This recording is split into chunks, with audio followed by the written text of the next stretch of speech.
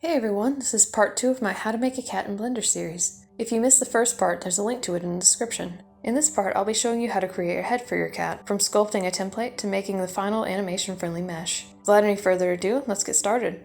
Before we begin working on the head, we'll need to change some things about our scene. First, click on one of the reference images and click the Shading tab to open up Material Editing Workspace. Go into the Materials side panel and scroll down to Settings and make sure the blending mode is set to Alpha Blend. Then, in the Materials node editor, disconnect the image from the Material Alpha and turn down the opacity. Do the same for the other reference. Go back to the regular layout and hide the body. Wait, that sounds dark. Let me try that again. Turn the visibility off for the cat model you made last tutorial. Yeah, that sounds better. Now I can begin working on sculpting the head. In Object mode, add a cube, then go into Edit mode. Make sure everything is selected by pressing A, then right-click the cube, choose Subdivide, then in the pop-up menu, turn the smoothness and number of subdivisions all the way up. Now we have a lot of polygons to work with, but it's still not quite enough, so add another 3 subdivisions. Back in Object mode, use the X orthographic view to line the sphere up with your front reference. Scale it down by pressing S. You may also need to adjust your references to make them line up with each other. Switch to Sculpt mode. Make sure mirroring is turned on along the Y-axis, then use the Deflate-Inflate tool to make the eye cavities. Make sure your brush is set to deflate mode by clicking the little minus symbol next to brush strength. You may find that your reference and the mirroring don't line up, so move them around as needed. Now you should have something like this. Change the tool to inflation mode by clicking the little plus next to the brush strength, and add some details around the eyes, like faint brows. In the Y orthographic view, move the head forward to match your side reference. Scale down the head on the Z-axis by pressing S, then Z to make it more of an oval shape. Next, using the Grab tool, drag the edges of the head in or out to match the contour of the reference. You will also want to move the eye cavity around to better match the reference images. When you switch back to a perspective view, it's probably going to look very strange, but don't worry, this is normal. Use the Grab tool to pull out any areas you missed. Then go back into Y view and use the Deflate tool to define the mouth and nose. You'll also want to use it to define the cheekbones. In the X orthographic view, use the Grab tool to refine the shapes further. Again, try to match the reference, but don't get too caught up in the details. Use the Smooth tool as needed to clean up any rough edges. Just keep working with it, switching back and forth between tools to make it look more and more like a cat. You can add finer details like the nostrils in Edit mode, then refine them further with the Grab tool. Continue to use your references as you work.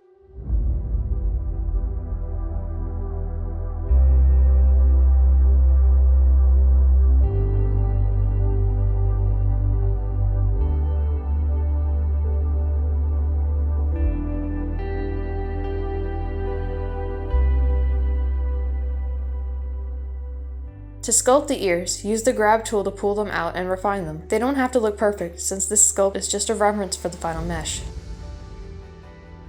Once you're relatively happy with your sculpt, go into Object mode and add a UV sphere. Yep, not a cube this time. Go into Edit mode, turn on X-ray, and click and drag to select half of the sphere. Press Delete and choose Vertices. Select everything that's left and press E to extrude, then S to scale down the new vertices. Now you should have something that looks like a bowl. In Object mode, right-click the bowl and choose Shade Smooth. If you deleted the top half like I did, rotate it by pressing R, then Y, then typing in 180. Scale it down by pressing S and move it into place as an eyelid. With the eyelid selected, go into the Modifiers tab and add a mirror modifier. Choose the head model as the mirror object and change the axis to Y.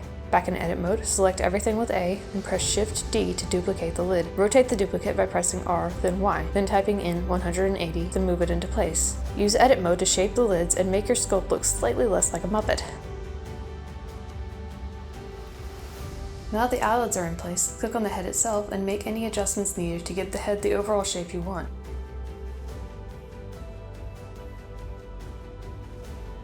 When you're happy with the results, select the head and the eyelids by shift-clicking them, then press Ctrl-J to join them. With your three-dimensional sketch finished, hide your references.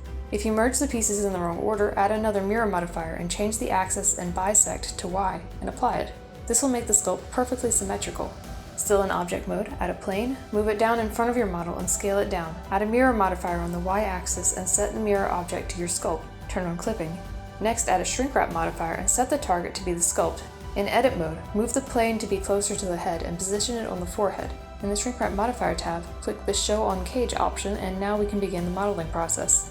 Select the 2 edge vertices and extrude them outward by pressing E. Do this a few times, rotating and scaling as needed to make a mask around your character's eyes. This forms one of the most important face loops on your model.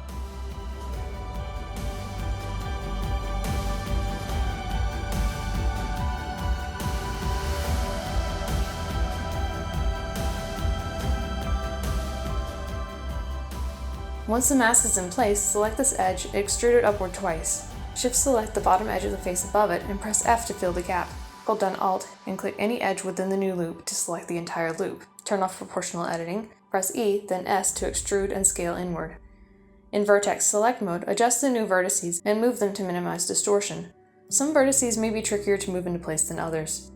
With the mask done, follow along with this time lapse to make the base mesh. Shortcuts for extruding, scaling, and rotating are displayed on screen.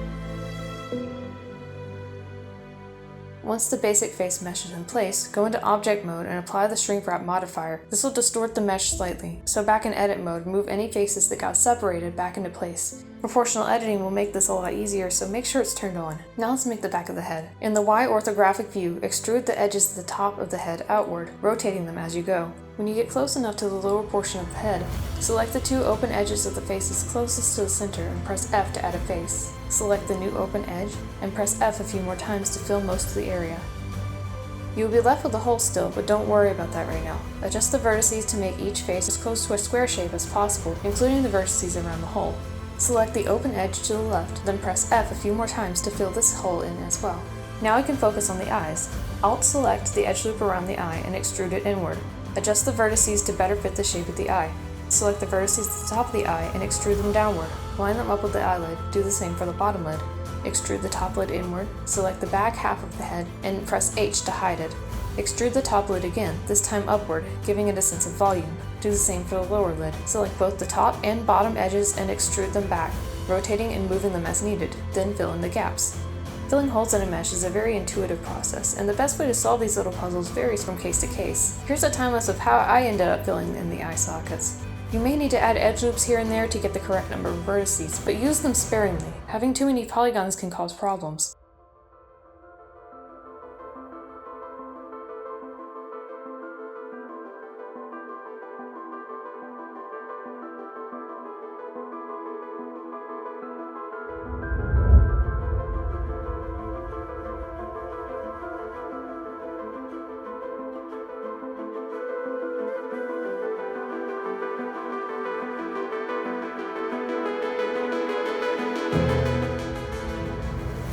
We can also add in an eyebrow by deleting the faces above the eye, extruding them inward, and filling in the opening. Pull the brow out slightly. A well-defined brow will make animating expressions a lot easier. With the eyes done, we can move on to the nose. Focus on straightening up the topography of the muzzle. Select the vertices or edges at the bottom of the nose opening and extrude them upwards to make the main part of the nose. Save the nostrils for last.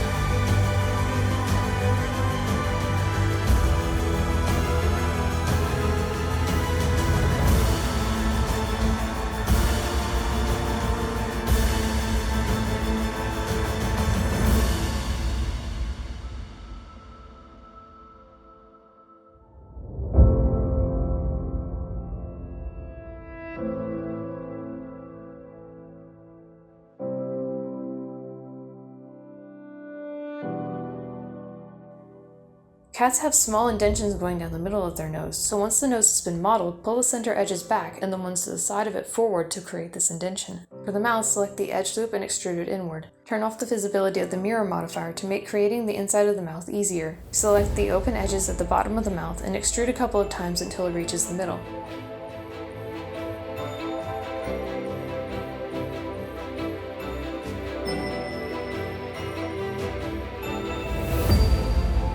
To prevent unneeded vertices from building up along the center, don't extrude from the two faces closest to the middle. Fill the gap by pressing F. If you want to animate dialogue in the future, you may want to add an additional edge loop to the mouth. Do this by deleting the faces touching the corner of the mouth, then extrude a single vertex a couple of times like so. Fill everything in and you have an extra edge loop. As I fixed that, I realized I'd forgotten another important edge loop, one that goes around the muzzle. To fix this, I selected and deleted a line of faces going from just under the mask to just above the corner of the mouth. I then filled in everything like so. Is there a better way to do this? Yes, absolutely, and that would be modeling it in from the start, but I completely forgot to do that. I decided to keep this in instead of remodeling the head entirely because I don't have time to redo it, and because I think it's important to know how to fix incorrect topography when things like this come up. With that out of the way, you can go back to working on the mouth. Make the top of the mouth the same way you made the bottom, and join the two parts together in the same way you made the back of the head.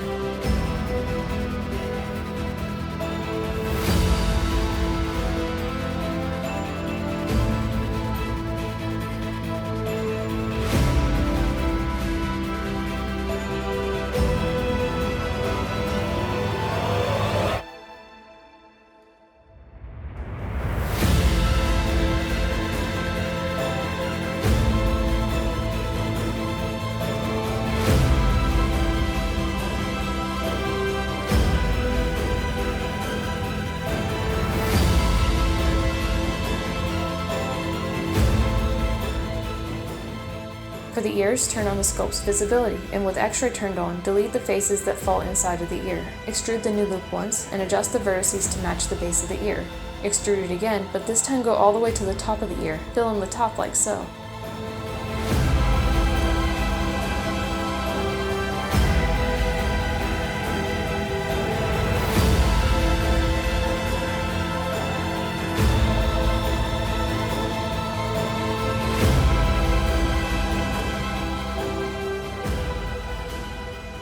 Next, loop cut the ear 5 times by adjusting the number of loop cuts at the top of the screen. Now, edit the faces to match the ear from your sculpt.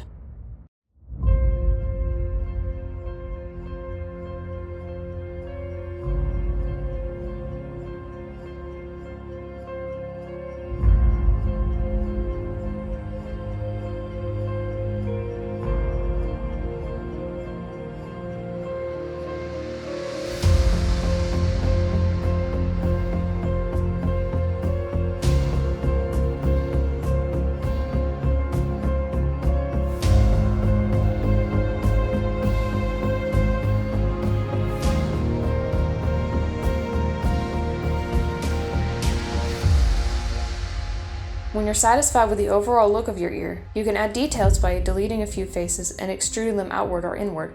Cats generally have a lot of notches and crevices in their ears to help them catch sounds and redirect them to their eardrums. Use references to make sure you add these details in the right places. And don't go too crazy with these modeled additions, since a lot of the ear details will come from texturing.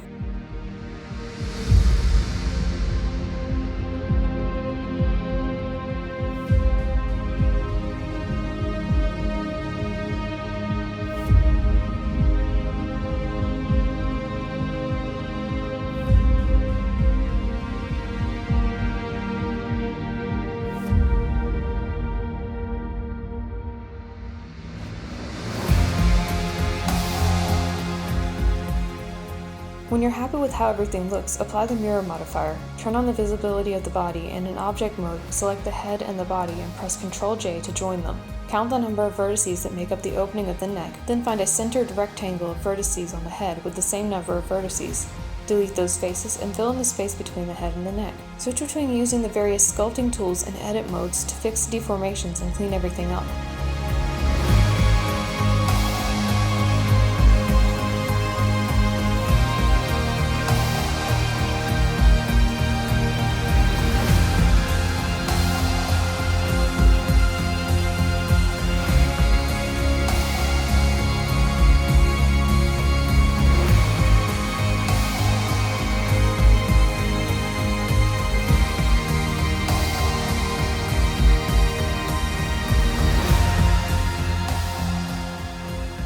And that's how you make a cat head, or at least that's how I made mine. Stay tuned for part 3, where I'll be going over how to model eyes, teeth, and other finishing touches. I hope this helped. Thanks for watching, and happy blending, y'all!